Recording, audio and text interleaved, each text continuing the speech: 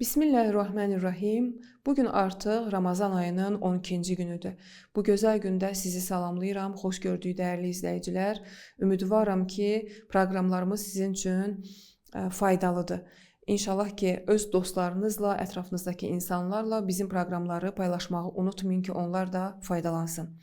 Və bu proqram bir tək bu ilə məxsus deyil və hər il Ramazan öncəsi sizin üçün faydalı ola bilər. Bugün yenə də bir tamaşaçımızın sualı əsasında danışacağıq. Ən önəmli suallardan biri budur ki, uşaqlarımıza kiçik yaşlardan oruç tutmağı necə öyrədək? Necə edək ki, uşaqlarımız artıq həddi-buluğa yetişdiyi zaman, yəni onların boynuna şəri vəzifə gəldiyi zaman biz rahat şəkildə görək ki, oruç tuturlar və əziyyət çəkmirlər. Sözsüz ki, bir neçə cəhətdən yanaşmaq lazımdır. Məxsusən bu günlərdə ki, İslamın müxalifi olanlar və İslamla mübarizə aparan şəxslər, İslam düşmənləri çalışırlar ki, bizim uşaqlarımızı, müsəlman uşaqlarını məhz dindən, məzhəbdən, Allahdan uzaq salsınlar.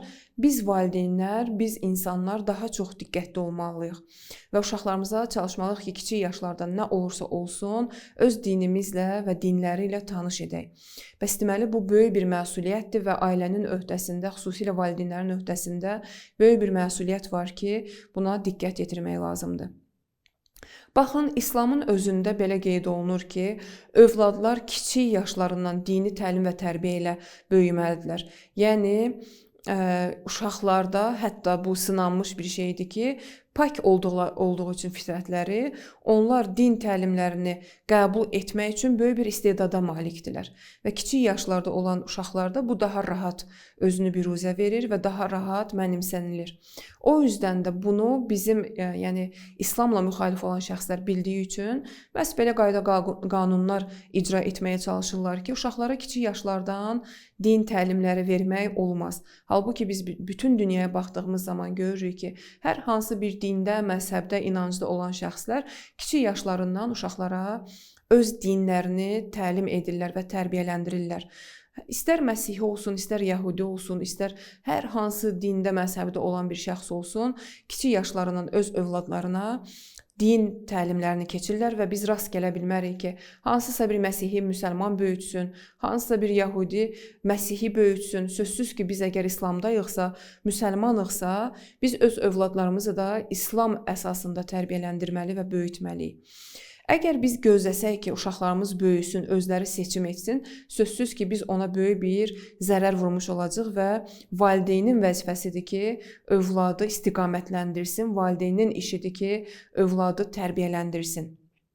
İnsan kiçik yaşlarında dini tərbiyə almalıdır və almadığı surətdə böyüdüyü zaman artıq etiqadı, yəni tamam başqa cür olacaq. Əgər biz təcrübəyə əsasən baxsaq ki, ətrafdakı insanlar ki, böyük yaşlarında, yəni yaşları artıq, məsələn 20, 30, 40-a gəlib çatıb, oruç tutmaq istəyirlər, namaz qılmaq istəyirlər, daha çox çətinliyə düçar olurlar, nəinki kiçik yaşlardan dini təlim-tərbiyə ilə böyüyən şəxslər. Hər hansı bir şəxs ki, inanclı deyil, etiqadlı deyil, düzgün yolda deyil, araşdırdığımız zaman görürük ki, onlar kiçik yaşlardan etiqadlı tərbiyə almayıblar, dinlə tərbiyə almayıblar. Bəli, istisnalar olur, amma əksər halda tərbiyə öz işini görür. Düzdür, 3-6 yaşında arasında olan uşaqlar oruç tuta bilmirlər. Amma orucun nə olduğu ilə bağlı tanışlıqları mümkündür. Və bizim vəzifəmizdir ki, əsasən uşaqlarımız dini tərbiyə alsın deyə 3-6 yaşlarından onların dini suallarına cavab verək. Nəyə görə inanc suallarına, nəyə görə etiqadi suallarına? Çünki namaz qılan, oruç tutan şəxslərin övladları sözsüz ki, görürlər ki, valideynlər bu işləri icra edir və onlarda sual yaranacaq. Müxtəlif sualların cavablarını biz valideynlər öyrənməli, biz tərbiyəçilər öyrənməli və onlara çatdırmalıyıq. Cavablarını ən gözəl şəkildə verməliyik. Oruc halını gözəl şəkildə çatdırmaq lazımdır. Əxlaqi və tərbiyəvi nöqtələrini çatdırmaq lazımdır ki, uşaq kiçik yaşlardan dərk etsin ki, bunun bizə faydası var. Və ev əhlinin, keçən dəfə də qeyd etdiyim kimi, əhval əhval-ruhiyyəsi uşaqlara özü təlim və tərbiyə verir. Əgər Ramazan ayı daxil olduğu zaman ev əhli şadlıqla bunu qarşılasalar və oruc olan zaman əxlaqi nöqtələrə diqqət yetirsələr, şad əhval-ruhiyyədə olsalar, bu övladlara da öz təsirini qoyacaq sözsüz ki. Ümumiyyətlə təcrübə olunub ki, kiçik yaşlardan oruç tutan şəxslərin hissləri, insanlara qarşı fədakarlıqları, ürək yanğıları daha çox yüksək səviyyədə olur və insani dəyərləri daha çox olur. Və bu sözsüz ki, uşağın bir insan kimi yetişməsinə də böyük bir təsir qoyur. Və kiçik yaşlardan nə etmək lazımdır? Əvvəla baxaq Əhl-i Beytin buyruqlarına. Əhl-i Beyt, yəni 14 məsum belə buyurur ki, biz kiçik yaşlardan öz övladlarımıza dini təlim və tərbiyəni öyrədərik deyə buyururlar. Və bundan əlavə orucla bağlı qeyd edirlər ki, biz artıq 7 yaşından vacib ibadətlər barəsində əmr edərik və nəhy edərik. Yəni, ibadətlərə dəvət edərik və ibadətdən uzaq qalmağı, belə deyək ki, nəhy edərik. Çalışarıq ki, onlara belə aşılayaq ki, yəni haramları, halalları, vacibatları bu şəkildə əmr-nəhy ilə, çəkindirməklə və əmr etməklə onlara öyrədək. Deməli, 7 yaşından artıq uşaqlarda dini, ibadi məsələləri qavramaq və dərk etmək və mənimsəmək istedadı yaranır. Düzdür, onlara vacib olmasa da bu yaşda, amma bu yaşlarda artıq məşq etmək və özünü yetişdirmək başlayır. Və valideyn də bu nöqtəyə diqqət etməlidir. Nə etmək lazımdır? Sözsüz ki, qız uşaqları daha tez təklifə yetişir deyə, yəni 9 yaşından qız uşaqları, 15 yaşından isə oğlan uşaqlarında həddi buluğ artıq olur deyə və vacib olur deyə onlara ibadi məsələlər, namaz, oruc kimi məsələlər və hicab kimi məsələlər. O yüzdən də 7 yaşından daha məqsədə uyğundur ki, evdə məşqlər başlasın.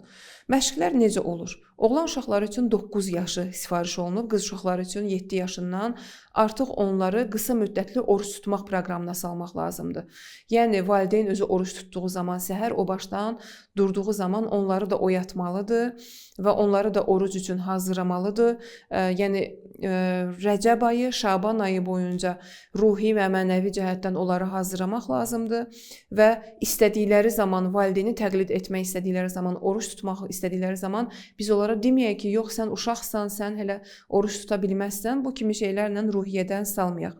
Məsələn, sübh azanından ta zöhr azanına qədər qısa müddətli oruç tutmaq proqramı verməliyik onlara və bu müddət əsasında ilk öncə biz icazə verməməliyik ki, yemək və içməkdən istifadə etsinlər. Tez-tez xatırlatmalıyıq. Zöhr azanında artıq onlar çox susuzluq onlara qələbə çalsa, aclıq qələbə çalsa, az miqdarda onlara verə bilərik qida və su.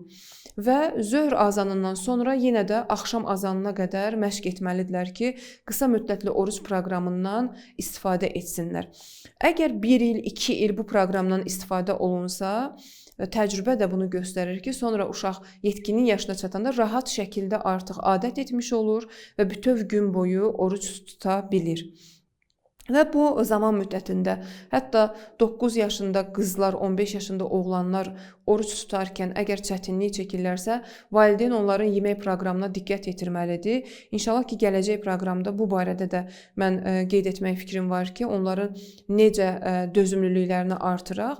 Amma bu yerdə Əllamə Məclisinin bir sözü yəni xatırlansa daha yaxşıdır, qeyd olunsa yaxşıdır.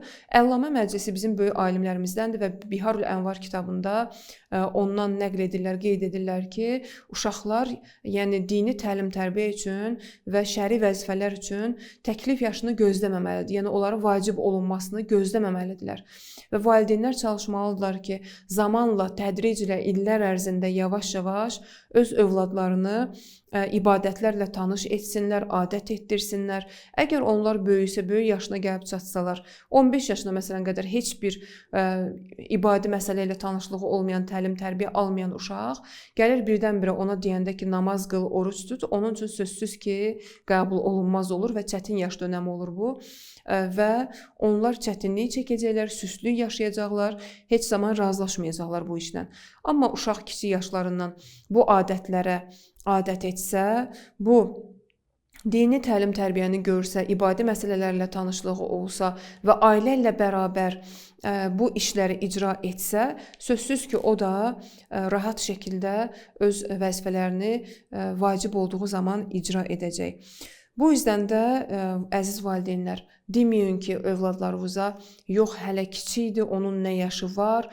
Əgər bu gün övladları biz görürüksə ki, kiçik yaşlarından dil kurslarına qoyurlar, hətta bəzi insanlar ağır rəqs kurslarına qoyurlar, idman kurslarına qoyurlar və bu şeylərlə kiçik yaşlardan hazırlaşdırırlarsa, adət etdirirlərsə və hətta ailənin adət-ənənələrini kiçik yaşdan onlara aşılayırıqsa, atanın qayda-qanunlarını, ananın qayda-qanunlarını kiçik yaşlardan aşılayırıqsa, sözsüz ki, uşaqlar, onların lətif ruhları Allahla ünsiyyətə kiçik yaşlardan istedadı var və hazırlıqlıdır. O yüzden də biz onları necə böyütsək, hətta necə yemək şəklinə adət etdirsək, o tərzdə böyüyürlər, o tərzdə cəmiyyətə daxil olurlar. Deməli, biz dini təlim-tərbiyələri də kiçik yaşlardan onlara aşılaya bilərik, öyrədə bilərik. Onların bunun üçün istedadı və qabiliyyəti var.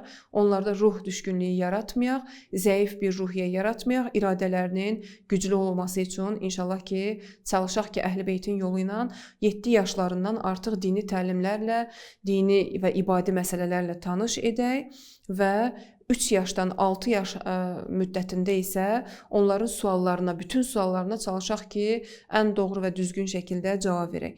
Və evdə sözsüz ki, şad əhval-ruhiyyənin olması çox önəmlidir. Oruc olan şəxsin əxlaqının yumşaq və gözəl olması çox önəmlidir ki, gələcəkdə övladlarımızın, yəni inanclı bir şəxs kimi böyüməsinə bu çox böyük bir təsir qoyur və rol oynayır. İnşallah ki, Allah Taala övladlarımızı haqq yolda, doğru yolda, düzgün yolda tərbiyə etməyə müvəffəq etsin bizi və onları həmişə haqq yolda qərar versin və dualarımızda sözsüz ki, övladlarımızı da unutmayaq, baxmayaraq ki, onlar kiçik yaşlardadılar. İnşallah ki, Allah Taala aqibətlərini xeyir etsin. Bu günlük sizi Allaha əmanət edirəm. Gələn günlərdə görüşmək ümidi ilə sağ olun, salamat qalın.